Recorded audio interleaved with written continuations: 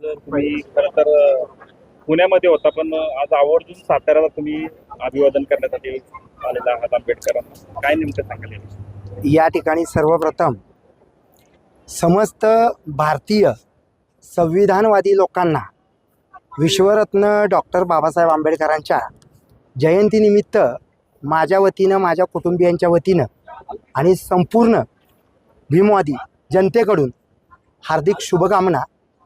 आणि या ठिकाणी येण्याचं कारण असं की माझा जन्म साताऱ्याचं नाव मी मोठं केलं आणि शिवछत्रपतींचे वैचारिक वारस या नात्यानं विश्वरत्न डॉक्टर बाबासाहेब आंबेडकर हेही इथूनच अगदी 200 मीटर अंतरावरती प्रतापसिंह हायस्कूलमध्ये शिकले होते.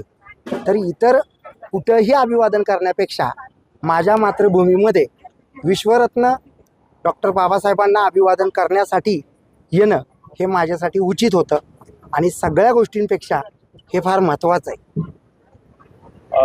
खरं तर बरेचशा डॉक्टर बाबासाहेब आंबेडकरांच्या आठवणी सातारा जिल्ह्यात आहेत, पण जो काही त्यांच्याबाबतच्या ज्या काही आठवणी जतन करणं गरजेचं आहे त्याबाबतचा अजूनही उदासीनता पाहायला मिळते, असं काही दिसून येत नाही.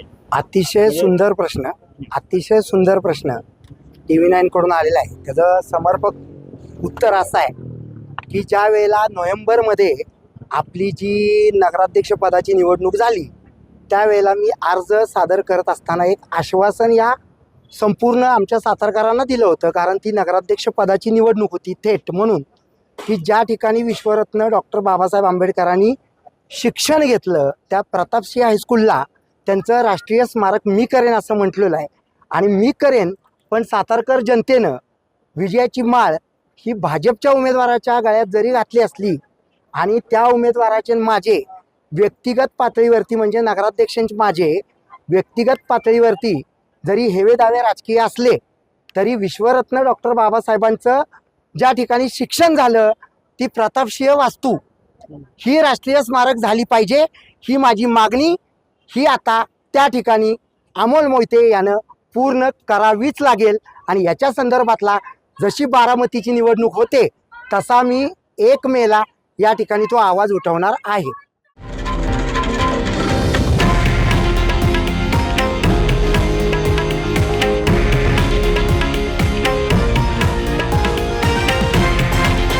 हे आहे देशातील नंबर 1 न्यूज नेटवर्क आणि आपण पाहत आहात TV9 मराठी, एकमेव.